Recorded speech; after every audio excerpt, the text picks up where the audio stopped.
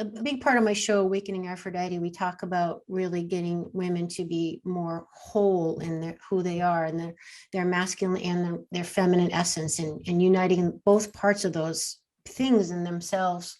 And with that always comes up of the current society being a patriarchal society in the last several thousand years.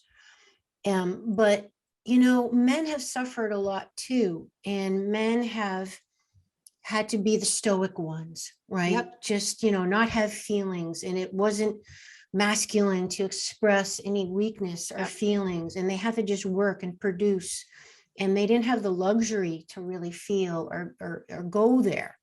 So how much of do you think, and I'm just curious with, your expertise in this, like how much of, helping the women heal is an understanding of maybe some of these men weren't emotionally available because they just didn't know how to be. Is there any kind of you trying to teach them to be a little bit empathetic or compassionate or, look at it?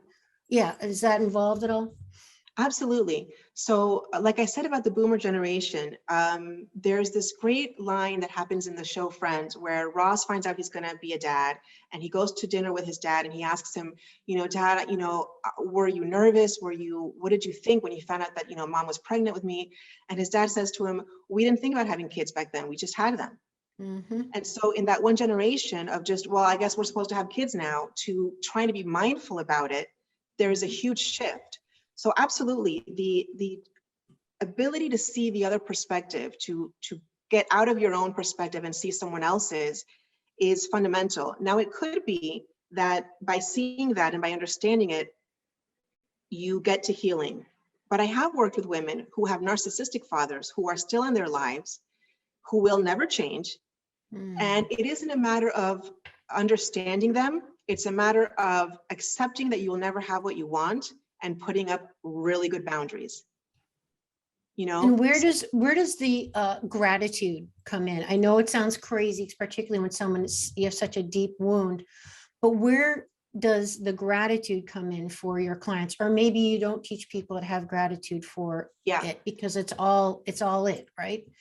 No. I do teach gratitude because you are who you are because of this pain.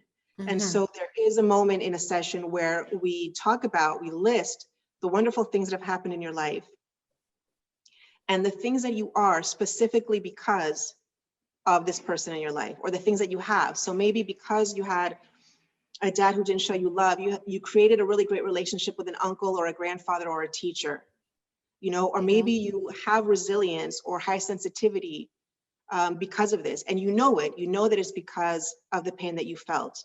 So there's absolutely an element of being thankful for the pain and seeing what wonderful things were created because of it. Absolutely.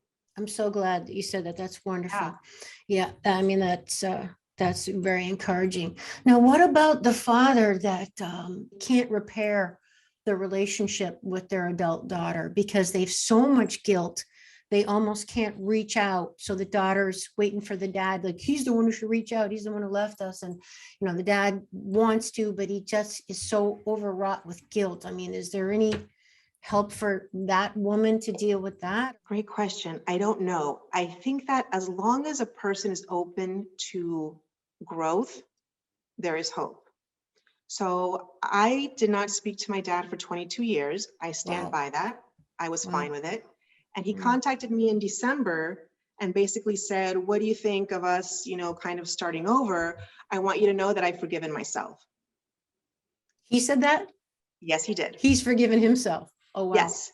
Mm-hmm. And I thought, how interesting. I said to him, what did you forgive yourself for? Because I did not hear an apology. And he's almost 70. And unfortunately, he seems to believe that apologizing is beneath him. It's a matter of pride. So I think that if a father at any age, it isn't about your age or what generation you belong to. It's about how willing are you to change and say you're sorry and be humble and become aware and choose to personally grow and say, I have fewer years left than I'd like to think. I have no idea when it's going to end. And I don't want to leave this life, So his invitation to a reconciliation included, I want you to know that I've forgiven myself. And so I basically said to him, you know what? You are the exact same person. I can't believe this because I'm so dedicated to personal growth. I am not the same person I was last year.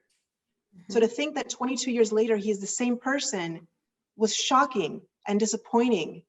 And it kind of, it left me really unsettled for quite a few weeks.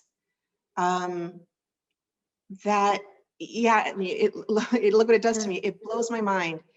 I know that there are men his age who are aware and who do want to reconcile. I would tell any daughter that if your father is willing to reconcile truly, it's kind of like when someone in a marriage cheats. And so they go to therapy and the therapist says, are you willing to repair this? And the person says, yeah, no, I'm not. Well, then it's over. But the person says, I am so sorry. I am absolutely willing to explore the reasons why I did this.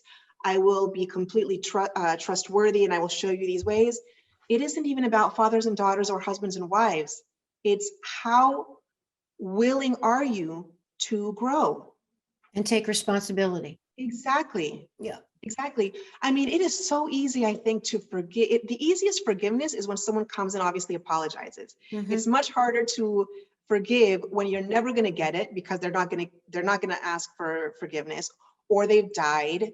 It's you can obviously do it. I forgave him before he's never asked me for forgiveness and I've already given it. As long as someone is willing to look at themselves and humble themselves, a reconciliation is possible. If they're not, I know a lot of women who go no contact like me, just because that is the boundary that needs to be put up for them to protect their heart.